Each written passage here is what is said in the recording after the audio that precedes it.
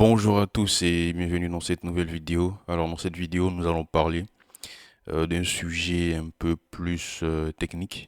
Voilà. On va entrer un peu dans ce qu'on appelle le vocabulaire de l'analyse fondamentale. En parlant d'analyse fondamentale, parce que j'ai déjà fait une vidéo sur ma chaîne pour parler de ce que c'est que l'analyse fondamentale, donc je vous invite à voir cela. Dans cette vidéo, je pars du principe qu'on sait déjà c'est quoi qui est l'analyse fondamentale. Et donc dans cette vidéo, on va parler du vocabulaire de base de l'analyse fondamentale. Si vous vous intéressez à l'analyse fondamentale, vous avez déjà remarqué que dans les discours des banquiers centraux, ou bien même dans les articles qui parlent d'analyse fondamentale, vous avez forcément déjà remarqué des termes complexes, voilà, qu'on ne comprend pas forcément au premier abord.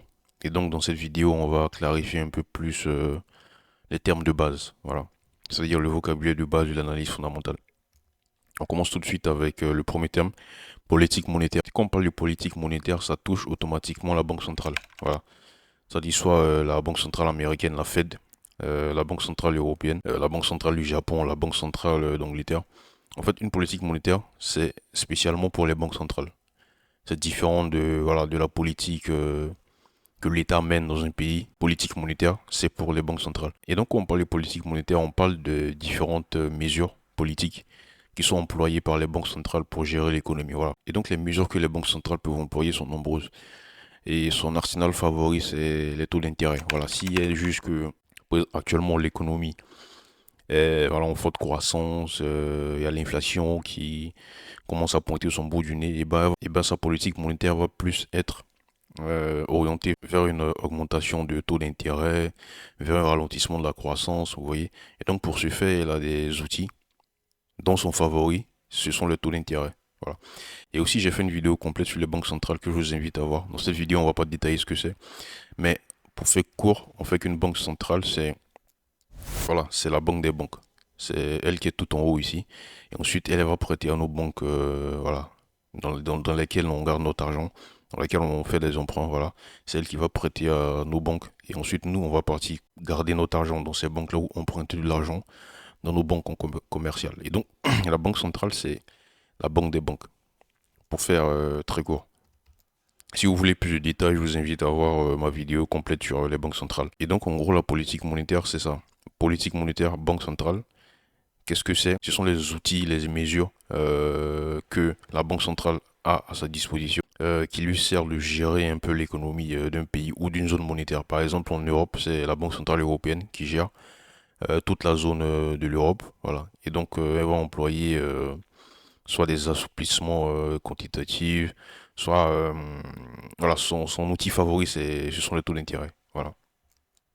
Et donc avant de continuer, n'oublie pas de t'abonner, de lâcher un pouce, ça fait plaisir et ça donne la force. Et donc ces politiques monétaires peuvent être de deux sortes, soit elles sont hawkish ou bellicistes en français, ou soit elles sont dovish ici, soit elles sont dovish ou accommodant en français. Voilà. Et donc d'abord quand on parle de politique monétaire hawkish, qu'est-ce que ça veut dire? Ça veut dire que, en fait, ça veut dire que la Banque centrale a remarqué que il y a une forte croissance qui est là. Il y a une forte croissance dans l'économie. L'inflation commence à pointer son bout du nez où l'inflation est là. Et donc, elle va orienter sa politique monétaire vers une contraction de l'économie. Voilà, c'est-à-dire qu'elle va baisser, c'est-à-dire qu'elle va déployer des outils dans l'économie pour ralentir cette croissance-là. Et donc, on parle de contraction. Voilà, on parle de contraction. Et son outil favori, comme je l'ai déjà dit, c'est de monter les taux d'intérêt. Voilà. Ici, on va prendre l'exemple d'un pays dans lequel la Banque centrale a un taux d'intérêt de 2,25%. Voilà. C'est-à-dire qu'elle prête aux banques commerciales à 2,25%. Et les banques commerciales, elles vont nous prêter à 3%. Et donc, imaginons que il y a une forte demande et les gens, ils empruntent beaucoup aux banques commerciales et ils dépensent beaucoup dans l'économie. Et donc, puisqu'ils dépensent beaucoup dans l'économie, et ben, on va voir que voilà, l'économie en croissance, l'économie en surchauffe. Voilà, les gens dépensent beaucoup, les gens consomment beaucoup dans les biens, dans les services. Voilà, les gens se font plaisir, les gens investissent, etc. Et donc, les prix augmentent. Voilà, c'est-à-dire qu'il y a une forte demande, mais l'offre n'est pas en face. Donc, les prix augmentent. Et l'inflation commence aussi à monter fortement. Et donc, qu'est-ce que la Banque centrale va faire? La Banque centrale va dire, bon, l'inflation est là. Et donc, nous, on va augmenter nos taux d'intérêt ici. Par exemple, avant, il était à 2,25%. Et par exemple, prenons un exemple simple, elle va monter ses taux d'intérêt à 3%. Et puisqu'elle a monté ses taux d'intérêt à 3%, on va voir que les banques commerciales auront du mal à emprunter à 3%. Et puisque la Banque centrale octroie ses prêts à 3%, Forcément, pour faire une marge aussi, les banques commerciales vont augmenter un peu leur pourcentage aussi d'emprunt. Et peut-être elles vont le mettre à, disons, 3,75%. Et donc, puisque le taux d'emprunt est à 3,75%, ben vous voyez que les gens aussi auront du mal à partir emprunter. Et donc, ça va limiter la masse monétaire dans l'économie. Les gens auront du mal à... Ils vont se dire, bon, les taux d'intérêt augmentés, bon, c'est mieux qu'actuellement je n'emprunte pas. Et donc, l'économie va ralentir. Les gens ne vont plus trop dépenser. Les gens vont faire attention à leur argent. Voilà. Et donc, il y a ce mécanisme-là qu'on appelle politique monétaire belliciste. Voilà. Comment est-ce qu'on peut reconnaître qu'une politique monétaire d'un pays ou d'une zone monétaire est belliciste ou hawkish? C'est dans le vocabulaire des banquiers centraux. Voilà. Lorsqu'il y a des discours de banque centrale et tout, généralement vous allez voir que dans ces discours-là, ils vont parler de l'inflation qui augmente, ils vont parler de réduction du bilan, de resserrement de la politique monétaire et de hausse des taux d'intérêt. Voilà. Et donc, lorsque vous entendez ces différents termes-là dans les discours de différents banquiers centraux ou d'annonces faites par les banques centrales, et bah c'est qu'on se tourne ou on part vers, ou bien on est dans une politique monétaire belliciste. Donc nous on va se servir de ça ensuite pour nous positionner sur les différentes devises qu'on trade. Par exemple, si on part vers une hausse des taux d'intérêt, le marché va anticiper cela. Voilà. Et donc la devise elle va partir à la hausse. Je vais vous montrer un exemple plus tard dans la vidéo. Et maintenant, on passe à une politique monétaire dovish ou accommodante. À quel moment on dit qu'une politique monétaire est dovish ou accommodante? Eh bien, c'est lorsque, par exemple, l'économie est en baisse, il y a une baisse de croissance, c'est-à-dire que les gens ne consomment pas beaucoup, l'économie est à son plus bas niveau, bon, pas son plus bas niveau, mais l'économie ralentit beaucoup. Et donc, la Banque centrale va adopter un ton d'expansion, c'est-à-dire que une politique d'expansion voilà, de l'économie. C'est-à-dire qu'elle va relancer l'économie, elle va relancer la consommation. Et donc, pour ce faire, son national préféré, encore une fois, ce sont les baisses de taux d'intérêt. Voilà. J'ai fait une vidéo complète sur les baisses de taux d'intérêt que je vous invite aussi à voir. Et donc, ici, je vais prendre un exemple, toujours le même graphique. Supposons qu'ici, la Banque centrale a un taux d'intérêt de 2,25%. Les banques commerciales, c'est-à-dire que les banques commerciales vont emprunter à 2,25% et nous, les particuliers, on va emprunter à la banque à 3%. C'est-à-dire elle va ajouter une marge de 0,75%. Voilà.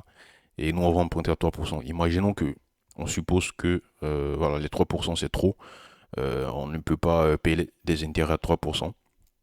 Donc, ce qu'on va faire, c'est quoi? C'est que, bon, on va pas emprunter, on va consommer moins parce qu'on n'a pas d'argent, vous voyez? Et donc, une fois que la Banque centrale, elle a remarqué ça, elle va peut-être baisser ce taux d'intérêt ici. Par exemple, prenons l'exemple de 1%. C'est-à-dire que les banques commerciales, nos banques vont partir emprunter à 1%. Et elles, ensuite, elles vont baisser leur taux d'intérêt, par exemple, à 2%.